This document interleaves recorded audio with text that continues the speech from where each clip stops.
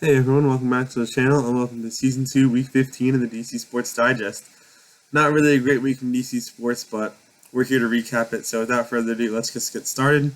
No news for the Nationals, so we're on to the Wizards, who lost to the Suns, Mavs, Raptors, and Lakers, continuing their 16-game losing streak, which tied for the franchise record. The second time that's happened this season, which is just ridiculous and kind of crazy.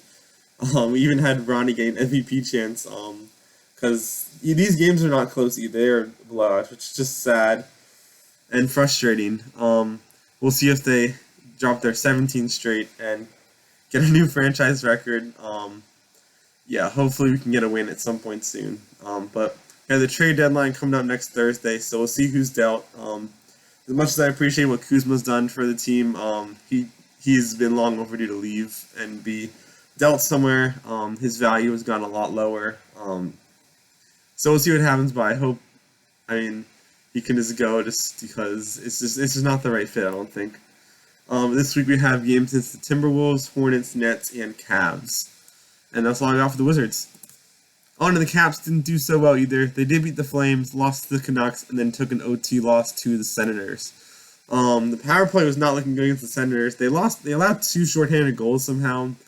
I wasn't really watching. I've just been kind of busy, and also some of the late night games. But that is not great. They're going to need to bring their A game against the top ranked team in the West in Winnipeg, who now has one more point than them at 75. We're at 74 points. But that's going to be a big matchup and definitely a good test. So we'll see how we do this week against the Jets and then the Panthers and Flyers to wrap up the week. That's all for the Caps. On to the Commanders. They unfortunately lost the Eagles 55-23. That's a wild score. And unfortunately ended their season. Now we have to watch another Eagles-Chiefs Super Bowl. I'm sure everyone's so excited for that. But really, the main difference is the 4 turnovers. There are multiple chances where it was like one possession game. It was like 34-23 at one point near the end of the third quarter. And then we fumbled, and then it seems like a blowout, and it felt like a blowout sometimes. But we were still in it until the end of the third quarter after that third fumble. And then there was just a desperation throw by Jaden in garbage time that was intercepted by Quinyon Mitchell. So the refs weren't that great, but we were just overmatched, and the fumbles were the big difference. But they're the better team. We were not supposed to be here. This is the worst team we'll have in the next several years, which is really exciting. There's a lot of things we got to fix on both sides of the ball, but if those things are fixed, and we're gonna be really scary. But yeah, it's really been an amazing season from going 4-12 to changing all the coaching staff, the management, the roster. It really all fell in line together at the same time, and yeah, it worked out to be 12-5 season with the rookie quarterback, amazing rookie quarterback. And yeah, we made the playoffs and won 2 playoff games, which is just insane. It couldn't have gone any better. I would have never believed you if you said we were going to win the go to the NFC Championship this year. Like I said, I thought we were going to win 8 games this year, which is it's just crazy. I made a community post with some more thoughts, so go check that out on my channel page. And also, I'm going to make that video in the next couple weeks, like I said, about ranking my favorite games. There were just so many to choose from, so many amazing moments, so keep an eye out for that. Now for some, I guess, after the season stuff. Jaden and Terry both declined the Pro Bowl, but Bobby Wagner's still going. I think they just both had no major injuries, just like wear and tear and trying to already heal up for next season. Then NFL honors are coming up next Thursday.